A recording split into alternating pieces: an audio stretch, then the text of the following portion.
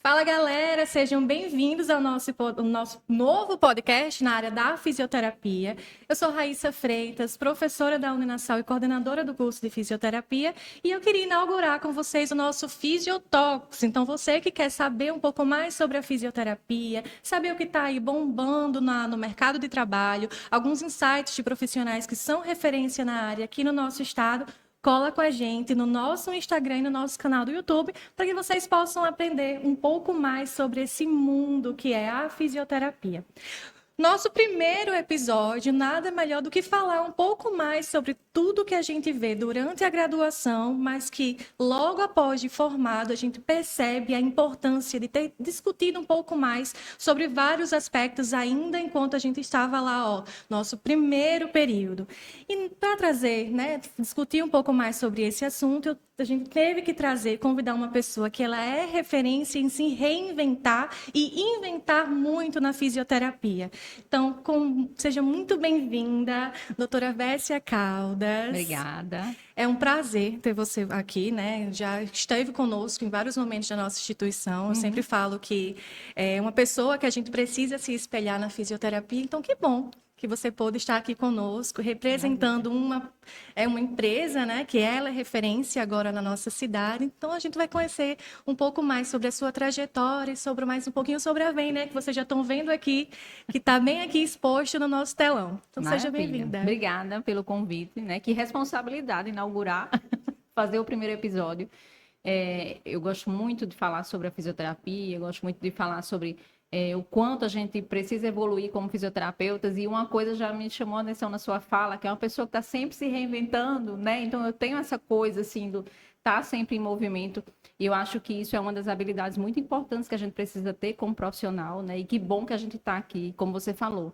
Se você é profissional do começo do curso, ou estudante, né, do começo do curso, a hora é agora para você começar a pensar nisso, e a gente vai aqui colocar várias minhocas na cabeça de todo mundo que está ouvindo, para começar a se organizar a partir de agora, né? Ótimo. Eu acho que eu vou começar com uma pergunta que vai nortear toda a nossa conversa, né? Vessia, enquanto você era aluna, hoje, com a bagagem que você tem, com a experiência que você tem, se você fosse voltar para a Vessia lá da graduação, o que é que você acha que seria um diferencial? O que é que você acha que faltou durante a sua formação e que hoje você acha que é importante que os novos alunos eles venham a aprender mais? Boa, essa é uma ótima pergunta, né? Eu me formei em 2008, né? Durante a graduação toda, eu me considero como alguém que teve muita atitude dentro do curso, mas o principal ponto que eu vejo que aquela Vessia daquela época, né, não sabia, que a de hoje sabe, é que a nossa formação, ela vai além do pilar, que é a capacitação, né?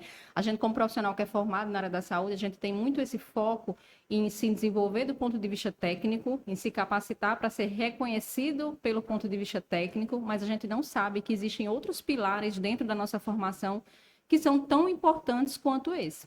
Então, aquela Vessia lá de 2003 até 2008, ela focava muito em como eu preciso ser uma profissional com mais conhecimento científico. Aonde eu vou aprender mais? O que é que eu preciso estudar mais? Quando eu terminar, como é que eu vou me capacitar?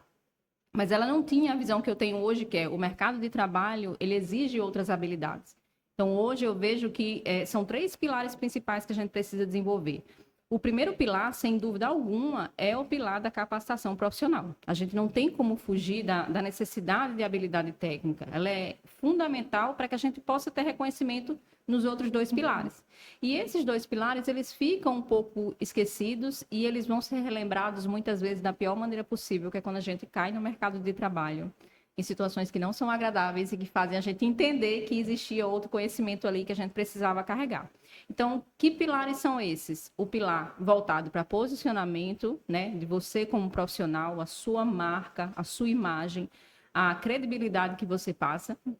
E também as habilidades que você precisa como um profissional autônomo, porque nós somos profissionais formados para ser autônomo, empresário, para ter um CNPJ assim que se forma, a gente também precisa aprender sobre vendas, sobre gestão, sobre captação de clientes.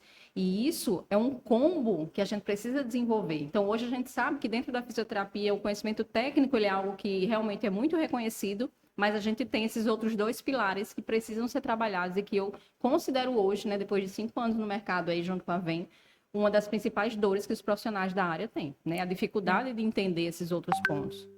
E aí uma coisa, eu vou falar uma coisa que eu tinha, né? Assim que eu me formei, eu me incomodava, sabe o quê? Quando eu ingressei no mercado de trabalho, que eu sempre falava que eu ia atender os meus pacientes, eu ia Uhum. atender os meus pacientes. E aí você falou agora de captar novos clientes. E isso de trabalhar a nossa marca, porque como a gente está vendendo um produto de certa forma, tá? É um Que serviço, né? é um serviço, então a gente tem os nossos clientes sim. E era uma coisa que me incomodava, porque eu acho que a nossa formação ela foi muito baseada em pesquisa, né? Eu acho É. que a gente é muito voltado para pesquisa, para docência. Eu tive uma formação muito voltada para pesquisa e para docência. Então, quando eu estava jogada no mercado de trabalho, eu não entendia que eu precisava me vender o meu serviço Isso. enquanto fisioterapeuta. E eu demorou muito tempo, até porque eu realmente fui para a docência, para a pesquisa, mas quando eu decidi investir na minha marca, eu fiquei meio perdida. Tipo, Por onde eu começar, vou né? para onde?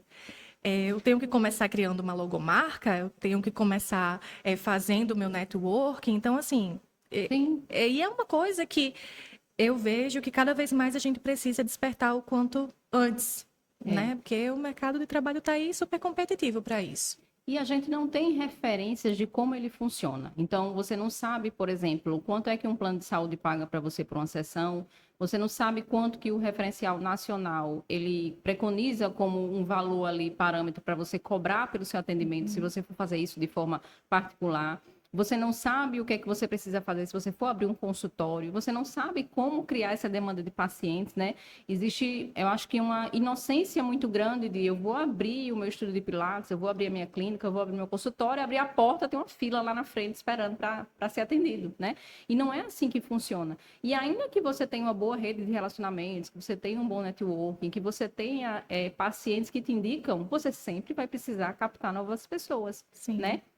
Então, esse eu acho que é o ponto principal. Eu, quando me formei, eu não tinha a menor noção de como o mercado de trabalho funcionava. Né? E aí eu tive a oportunidade de vir aqui conversar com os alunos sobre a minha primeira experiência profissional, que foram 2 meses assim para desistir realmente da profissão. E eu acho que o maior choque foi de justamente não ter tido antes a mínima ideia de que aquilo ali iria acontecer.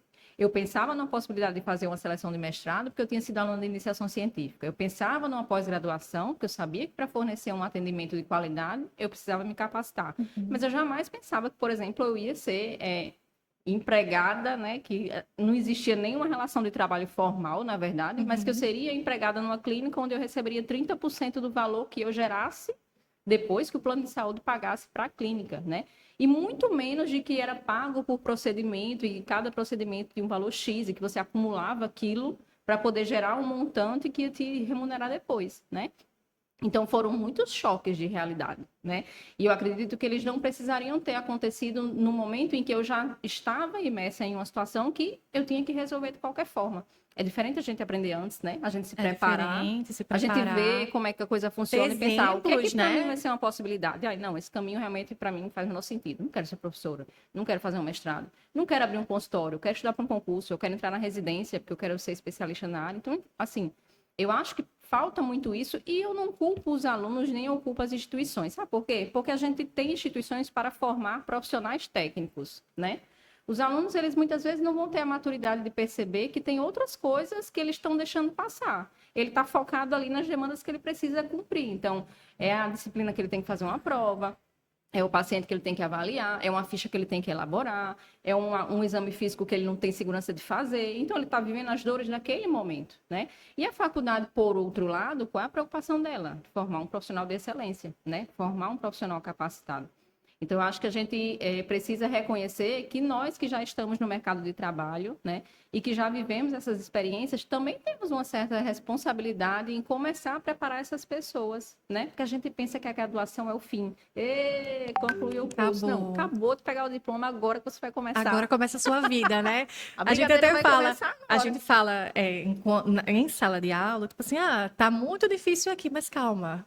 As responsabilidades, elas aumentam. É, E aí, voltando assim para fisioterapia e mercado de trabalho, muitas pessoas tinham até esse medo, não, porque tem muito fisioterapeuta, tá formando isso. fisioterapeuta a todo momento. E uma coisa que a gente sempre fala em sala de aula, vai ter muito fisioterapeuta. Então Sempre você tem que vai. procurar o seu diferencial. Você vai parar na graduação? você não vai se capacitar, você não vai buscar uma pós-graduação, Uhum. outro conhecimento, às vezes até outra área. É porque eu falo assim, às vezes a gente passa a graduação inteira achando que quer aquela área. Eu quero saúde da mulher, eu quero saúde da mulher. Mas quando eu vou para o mercado de trabalho, eu não me identifico da mesma forma que eu me identificava durante a graduação. Então, por que eu não vou atrás de um outro conhecimento, né? Então por que eu não vou testar, por exemplo, estudar um pouco mais sobre uma intensiva? Aconteceu comigo o oposto. Quando eu Sim, estava na graduação, eu achava muito que eu queria trabalhar na área hospitalar. Deus me livre. Sempre tive o pezinho na geriatria, né? Morria de Mas medo eu das palavras. tinha o pezinho na geriatria, tinha o pezinho na neurologia, mas eu sempre falava, eu quero trabalhar na área hospitalar, porque eu gosto de trabalhar na área hospitalar. Uhum. Eu peguei trauma. Não Não é tem quem fácil, não. faça eu querer trabalhando numa UTI novamente. Me deixe Eu com meu também não quero. Lhe entendo, eu senhorzinho. também não quero. Não quero. Então, assim, é uma coisa que a gente tem que entender que durante a graduação a gente não pode ficar com esse pensamento engessado, né? A gente É, tem uma formação ampla, generalista, a gente vê exatamente. um pouco de cada área, mas a fisioterapia é muito mais do que isso. Tem áreas de atuação que a gente não vê durante a graduação. E assim, não que as áreas mais procuradas, digamos assim, elas também não tenham oportunidades. Eu acho que mais do que a área ser mais procurada, o problema que existe é que as pessoas pensam da mesma forma. Então, tá todo mundo dentro da ortopedia, todo mundo pensando na mesma caixinha. Se você pensa um pouco diferente, você encontra o caminho para se destacar ali, né? Então, essa flexibilidade, ela também é uma habilidade importante, porque Sim. pode ser, inclusive, que a sua primeira oportunidade ela surja numa área que você não imaginava, numa área que você não tinha tanta segurança assim, mas que é uma primeira possibilidade para você trabalhar sendo bem remunerado. E aí, o que você vai fazer? Não, não quero, né? Eu dizia para os alunos, eu brincava assim, professora, eu não entendo muito de, sei lá, paralisia facial. Eu disse, então bota uma faixa na frente da sua clínica. Atenção, não atendemos pacientes de paralisia facial.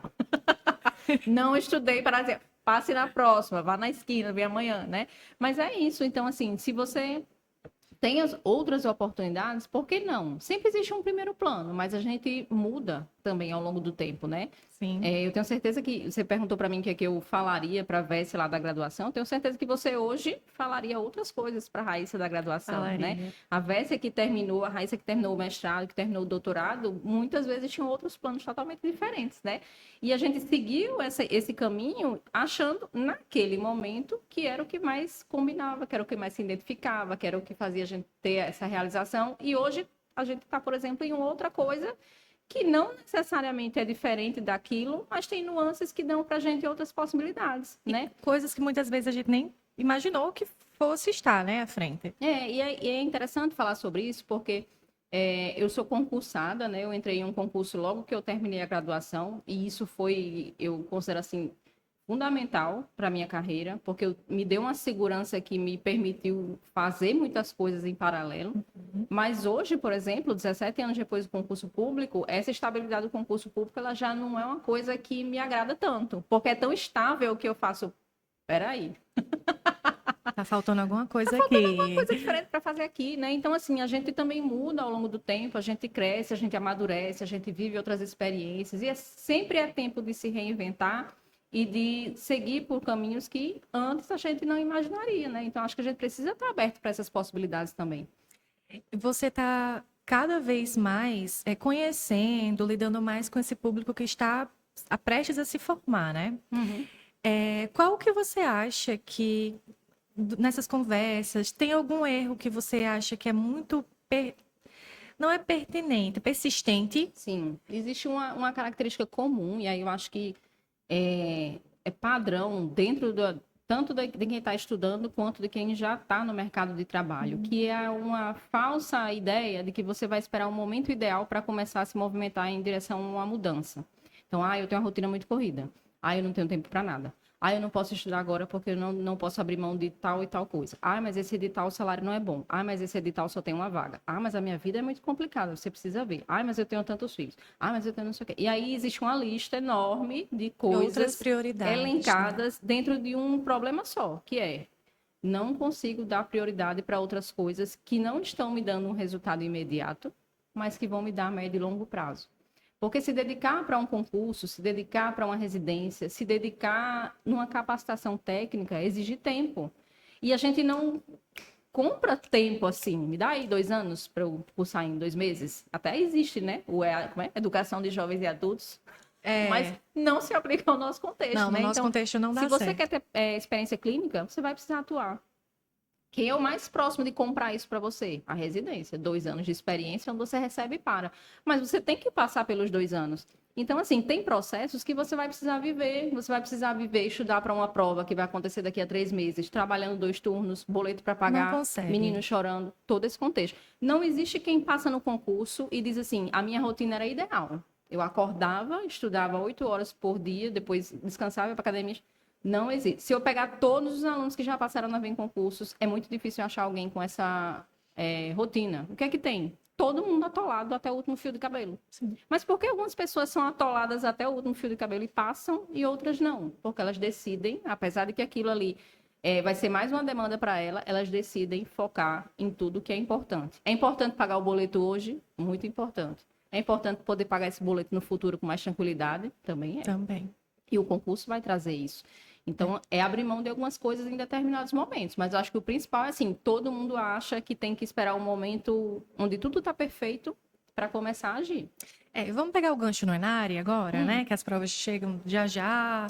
Esse ano, inclusive, antecipou, né? Por conta da eleição. Isso. Então, a gente perdeu um mês aí de estudo, viu? Perdeu um mês de estudo, então quem deixa para se preparar quando sair o edital já sabe que tá, né? Já saiu, Tem que correr atrás de atraso. prejuízo.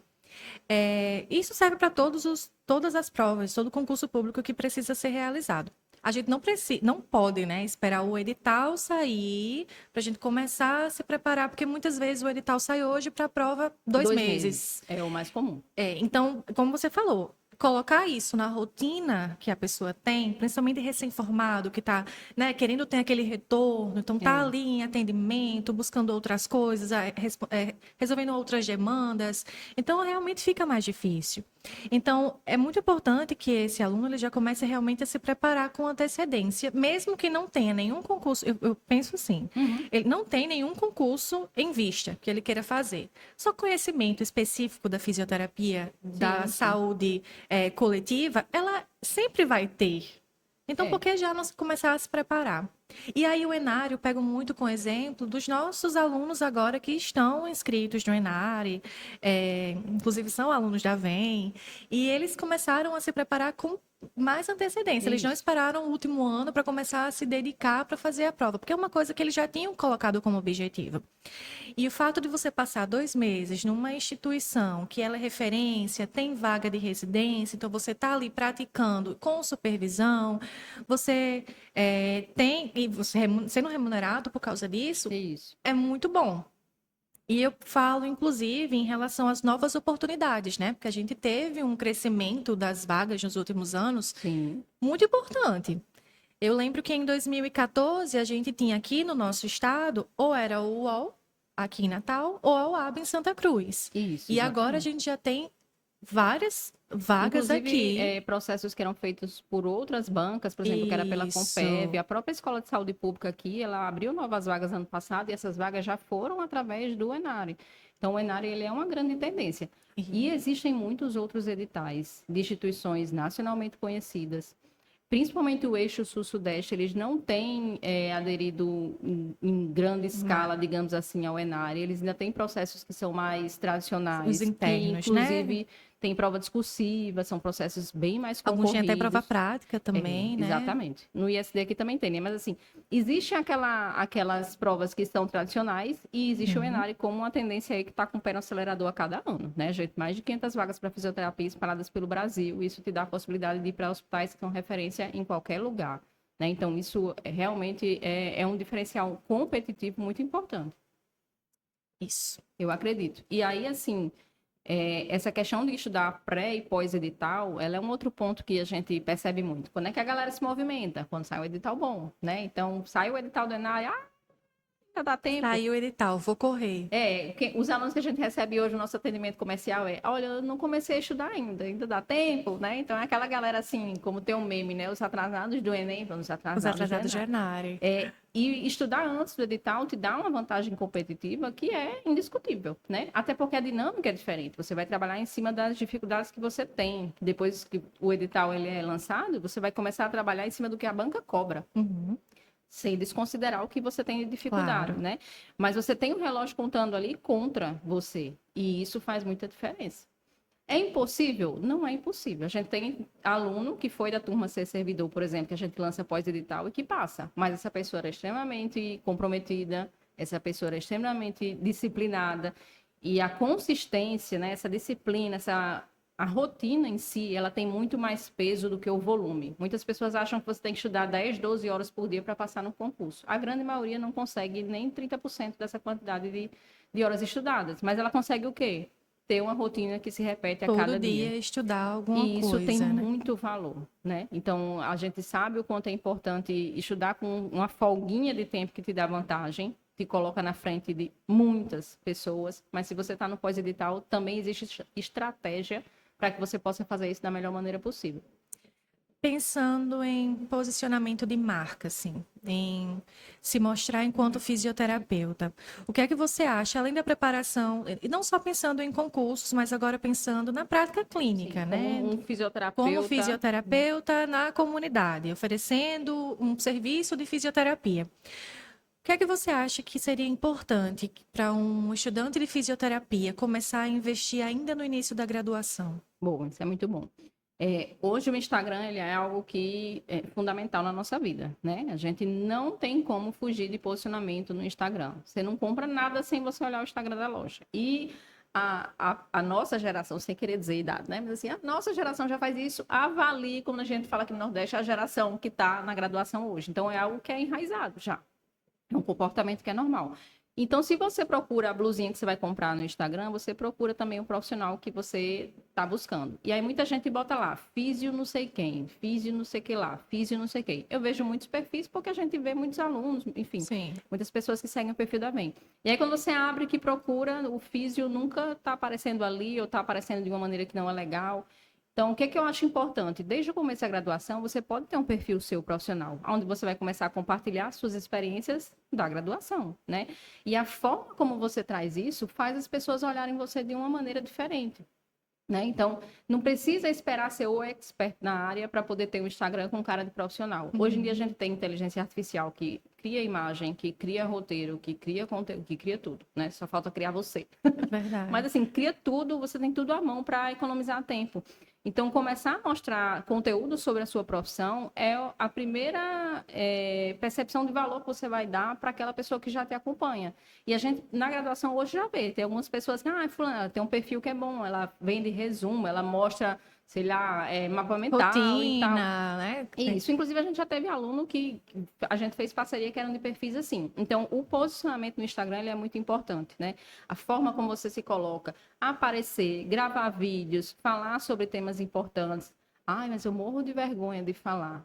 Mas você só vai passar dessa fase, né, de ter vergonha quando você se expor aquilo. Então, é fundamental ter esse posicionamento no digital e passar autoridade. Pensa sempre assim: se eu fosse procurar um fisioterapeuta para o meu filho, ou para o meu pai, para minha mãe, que eu apelo logo. Quando eu olhasse esse perfil aqui, eu ia confiar que essa pessoa ia me trazer um atendimento que é o que eu Sim. preciso, né? Porque é essa imagem que a gente precisa passar. E você pode não ter ainda sua pós-graduação, não ter ainda o mestrado, mas você pode se posicionar como um profissional comprometido, como alguém que estuda, como alguém que se dedica, né? Como alguém que traz o melhor para o seu paciente.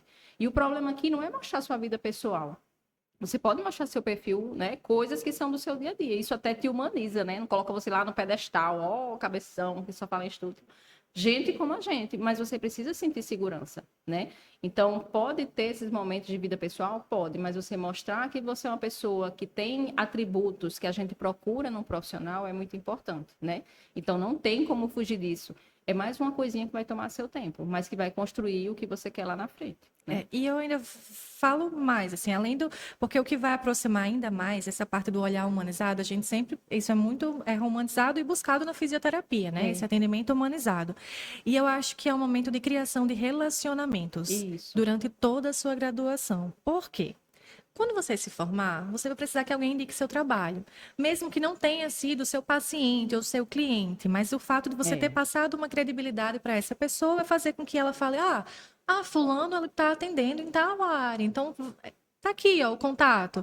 Então, eu acho que é, durante a graduação, você pode criar relacionamentos, né? Criar esse network muito importante para o que vai acontecer daqui a pouco. É. Não só com seus professores, mas com seus colegas de trabalho, porque até hoje, na minha turma, eu indico um colega de tal área, o colega indica outro, Isso. e assim vai.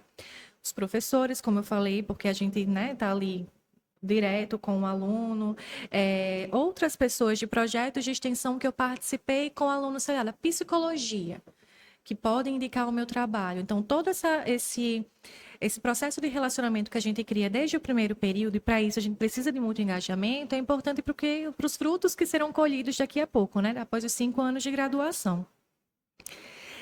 E aí eu queria. Você acha que foi uma pergunta que colocaram no chat quando eu coloquei que a gente teria o podcast? E eu coloquei uma caixinha perguntando o que é que os alunos, né, as pessoas que estavam seguindo o Instagram do curso, tinham curiosidade em saber. E aí tem uma coisa que chamou a atenção, porque do meu ponto de vista, não, mas eu quero saber de outra pessoa, que falou assim, ó, perguntou se o networking ele é realmente importante na fisioterapia, isso a gente acabou de falar, mas se ainda tem um certo preconceito né, do mercado em relação ao networking que o fisioterapeuta cria. O que é que você acha? Que o profissional que está ali fazendo networking, ele Visto assim, tipo assim, não é tecnicamente capacitado, digamos assim, isso. né? É interessante porque a gente parece que estabeleceu uma linha assim, onde de um lado fica a competência técnica e do outro lado ficam as habilidades profissionais que você precisa ter, né? Sim. Você estava falando aí sobre indicação. A gente vende, quando a gente está atendendo o nosso paciente, a gente está vendendo, mesmo sem saber. Porque eu estou trazendo para ele um atendimento, ele vai ter uma experiência comigo e depois ele vai dizer para outra pessoa que precise se vale a pena investir no meu tratamento ou não. Então, ali, por exemplo, eu estou vendendo e estou fazendo network, né? Então, eu acho que existe uma tendência ainda, meio que não vou dizer preconceito, é uma crença que a gente tem. A gente tem várias crenças, né? Sim, Fisioterapia por amor, como se a gente não precisasse pagar as verdade. contas.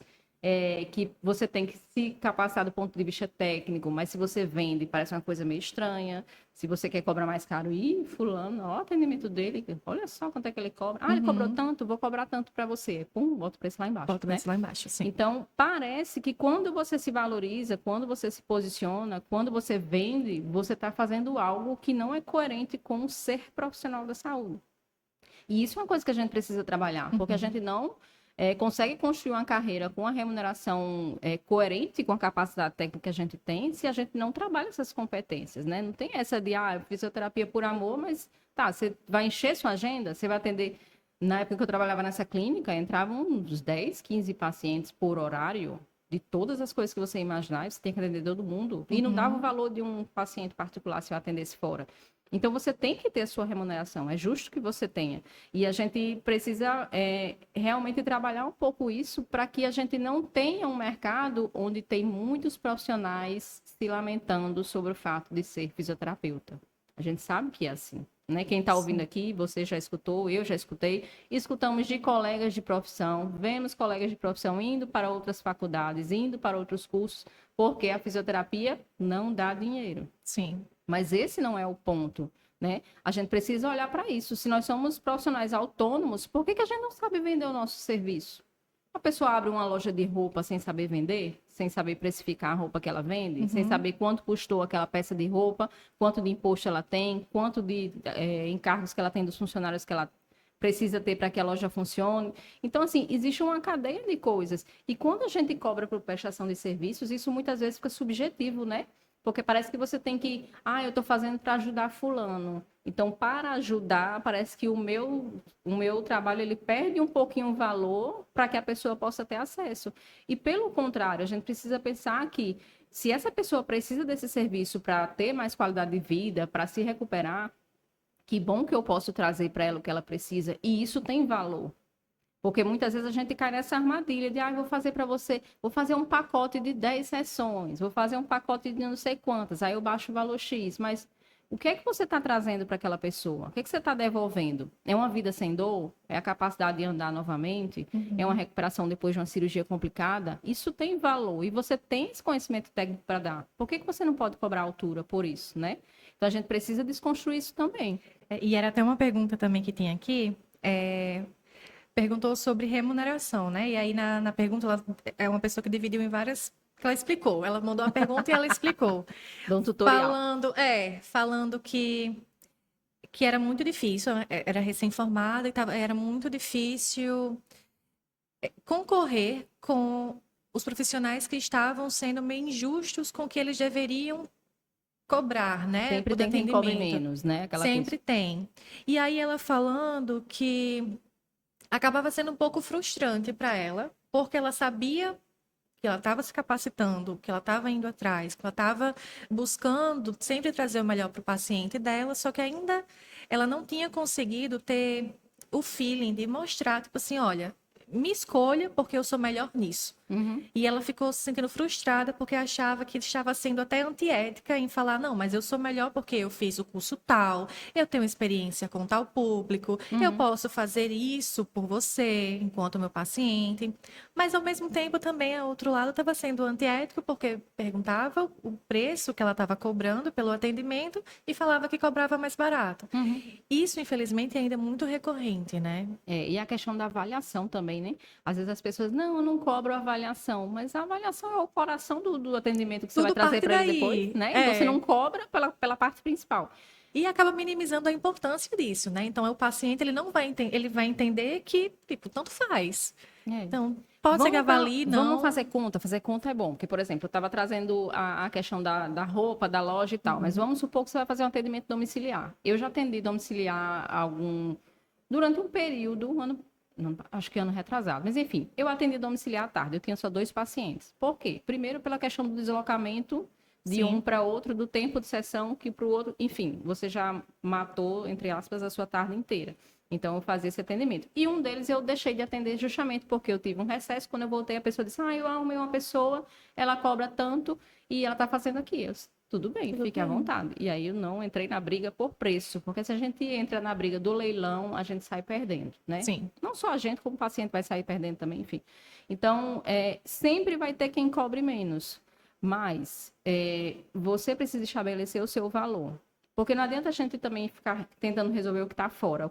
Quem oferece X, ele tem que trabalhar outras crenças na cabeça dele. Mas você que estudou, e aí para pensar na sua formação profissional. Você passou 5 anos na graduação, mais pelo menos 2 na especialização, se fez mestrado mais 2, se fez doutorado mais 4, e você está saindo da sua casa, trazendo aquele horário de atendimento para o cliente dentro da casa dele, você se desloca no trânsito, você gasta combustível, você tem o seu tempo, quando estiver lá, tem o seu tempo de volta. Tem toda uma cadeia de custos. Por que que eu não vou fazer essa conta e colocar para o paciente o que realmente eu cobro pelo que eu estou entregando? E eu acho que a gente precisa perder a vergonha, essa coisa assim, eu vou me justificar. Não, é porque eu tenho um curso. Olha, fulano, para o seu... E aí tudo vai de como você traz. Para o seu caso, você precisa de tal e tal coisa. Eu acredito que você alcança seu resultado com tanto tempo. A gente precisa trabalhar tantas vezes por semana. E o tratamento que você precisa custa o valor X. Qual a melhor forma para você? Como é que a gente pode ver para fazer essa negociação? Você prefere pagar à vista? Você quer algum tipo de condição de parcelamento? Mas até chegar nesse momento de dizer isso na frente do paciente, parece que Parece que trava um dá um engasgo e pouquinho. você não tem essa desenvoltura de chegar e mostrar. Antes você mostra o valor daquilo que você está oferecendo. Depois você traz o preço. Porque quando você faz isso é diferente, a pessoa vai entender, poxa, ele vai estar aqui do meu lado, ele fez uma avaliação de 1 hora e meia comigo, ele perguntou coisas que ninguém nunca me perguntou, ele já me trouxe aqui quais são as soluções para a queixa que eu tenho hoje. Ele vai fazer isso nesse tempo X, é uma pessoa que está me dando segurança, que está me mostrando que compreende o que ele faz. Aí depois o preço fica uma coisa que entra, mas ela não é a primeira coisa que você diz. Ele Não não é vai. o decisivo, Sei lá, né? esse atendimento aqui de hoje foi R$ 200, a próxima sessão 250. Se você quiser, a gente pode fazer um acompanhamento dela. Ela não está olhando para o número primeiro, ela vai entender tudo o que você está trazendo de informação e no final ela vai ver se aquele número é coerente com o que ela pode investir. E aí vai as mulheres vão no salão de beleza pintar o cabelo, estirar o cabelo, ou seja, fazer qualquer coisa. E a gente sabe que salão é caro. E ninguém fica no salão. Mas é porque não sei se vai dar. Pá, aí chegou pá. Meu marido estava atendendo um cliente que faz mega ré. A pessoa chegou e passou R$ 1.700 no Pix para pagar o mega ré. E ela não perguntou se a pessoa tinha estudo no sei aonde. Não, ela pegou o mega ré e fez, né? Então, por que que na área da saúde muitas vezes a gente tem esse problema de colocar um valor de investimento quando você está devolvendo para aquela pessoa ali, muitas vezes a autonomia que ela não tinha. ou uma vida sem dor. E isso Exato. tem muito valor. E a gente precisa aprender a comunicar isso. Pois é. Então, é uma coisa que é difícil, principalmente para quem está ali nos primeiros passos, mas isso que você falou de mostrar o valor do acompanhamento e depois precificar por ele, sabendo que, né, que você tem propriedade para estar cobrando tal valor, ali vai ser fundamental para você ter mais segurança para falar. E deixar sempre claro para o paciente do porquê que está sendo assim. Porque você, só para retomar da avaliação, é muito. Isso de não cobrar a avaliação, eu acho até, enquanto fisioterapeuta, um pouco perigoso, até mesmo para os meus outros colegas fisioterapeutas que podem aparecer depois de mim. Porque a avaliação é uma coisa que ela não pode ser perdida ou não pode ser deixada de lado, porque É. como você falou, é onde parte tudo. Então, se eu falo, eu não vou cobrar por essa avaliação, eu não estou dando importância para essa avaliação. Ah, é um brinde. É. Sendo que não é um brinde, ela faz parte de todo o acompanhamento fisioterapêutico que a gente vai fazer. E aí, se eu deixo de atender aquela pessoa e um outro colega vai passar a atendê-la, e ele vai falar: não, mas a gente tem que fazer uma avaliação. Não, mas é porque a fisioterapeuta Raíssa, ela não cobrou a avaliação, então por que você está cobrando? É. Mas é importante que a gente faça, dê mais credibilidade à nossa avaliação, porque é de onde tudo parte, né? E outra coisa importante, Raíssa, é que vender também é uma técnica, também é ciência, né? Então a gente é tão assim focado no que a gente aprende do ponto de vista técnico para fazer um atendimento no paciente, mas existe um passo a passo de uma venda. Sim. Existe você entender qual é o problema da pessoa, você se conectar com ela, mostrar que você tem a solução, mostrar como é que a sua solução funciona, para depois você chegar no preço. Então, vender não é sorte, não é acaso, é método também, e porque é método a gente também precisa saber. Né? Então, eu acho que a gente falou aí já em um tempinho, por que as pessoas têm uma coisinha, né? Um nojinho de vai vender, vai fazer networking, tudo isso faz parte e tudo isso tem ciência por trás. Se a gente precisa dizer que existe ciência por trás para diminuir o preconceito, que a gente diga, né? Porque a gente Pois é tão é. aberto para estudar outras coisas, por que a gente não pode estudar vendas? Por que a gente não pode estudar marketing, né? Por que a gente não pode estudar sobre gestão de pessoas, sobre estratégia de comunicação, oratória, né? Cada um dentro das suas fragilidades, vai perceber onde é que precisa estudar mais. Mas tudo isso tem um estudo técnico por trás, né? E a gente precisa aprender também. Vamos falar da Vem?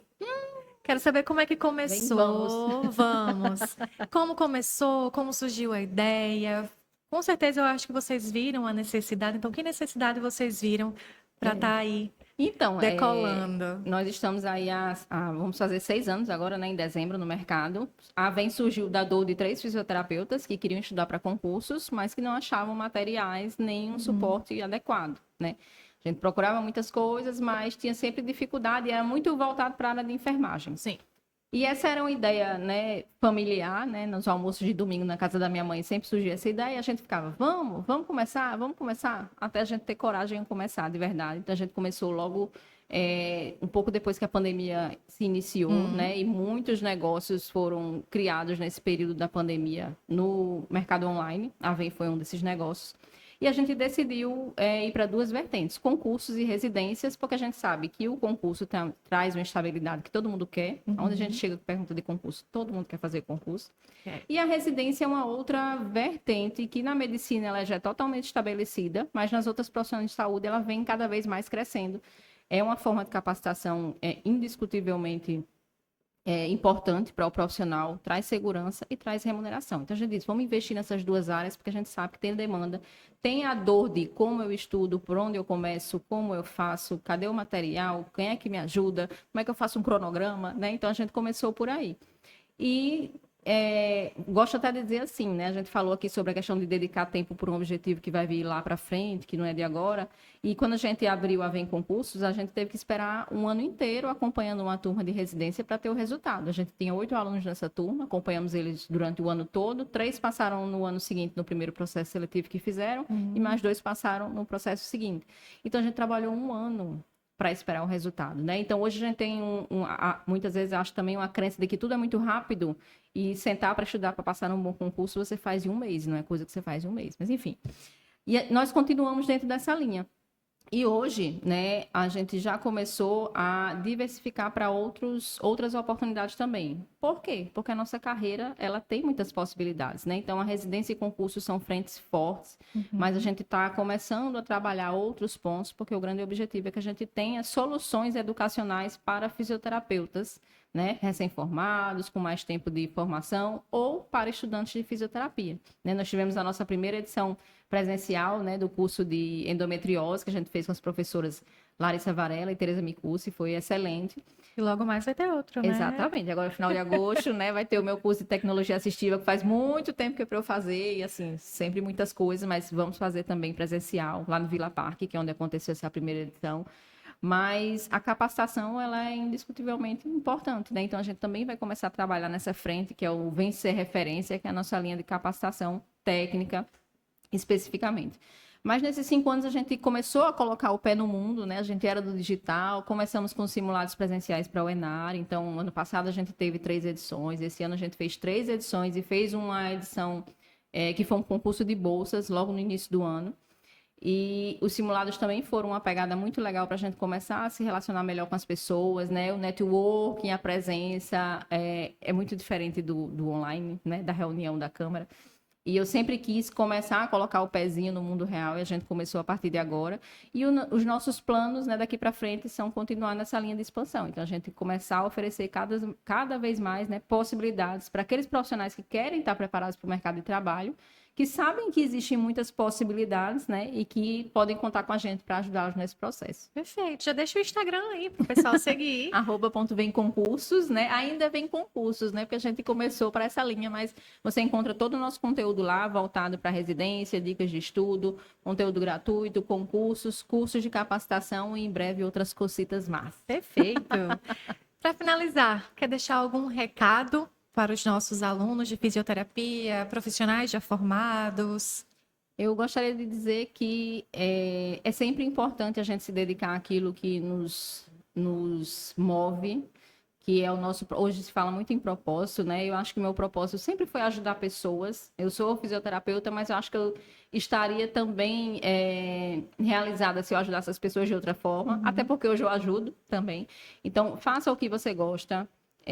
Estude para ser o melhor da sua área e não esqueça das outras coisas que são tão importantes quanto o estudo. Você precisa ser visto, você precisa ser conhecido, você precisa, acima de tudo, valorizar o trabalho que você entrega para que as outras pessoas possam valorizar também. E esse caminho é um caminho dinâmico, é um caminho que vai exigir de você persistência, que vai exigir de você aprender em muitos momentos, com os erros e com os acertos, mas que com certeza vale a pena, porque quando a gente faz aquilo que a gente gosta, não importa quantas vezes a gente precisa, a gente sempre levanta e começa de novo, até chegar no nosso resultado. Perfeito. Muito obrigada, Vessia, pela participação. Minha mão gelada do ar-condicionado. Geladíssima. Mas foi um prazer, como eu falei, ter você agradeço. conosco, né? Abrindo o nosso podcast.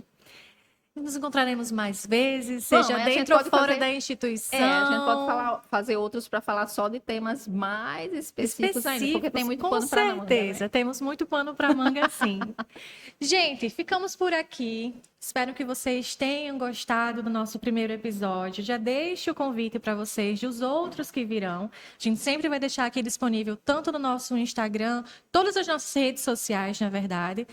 Nos sigam tanto no Instagram quanto no nosso canal no YouTube, para não perder mais nenhum episódio do Fisiotalks, tá certo? Beijo e até mais!